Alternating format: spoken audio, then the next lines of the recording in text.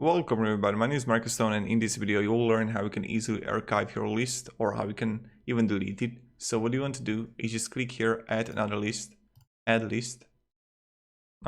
Just right here 1, 2, 3, add card 1, 2, 3, 4, 5, it doesn't matter. Now what I'm going to do is I will click on it and then you will read here.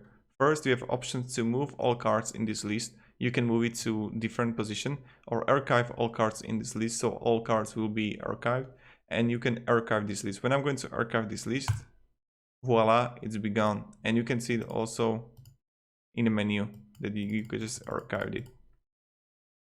Yeah, so this is how to do it, and you got archived.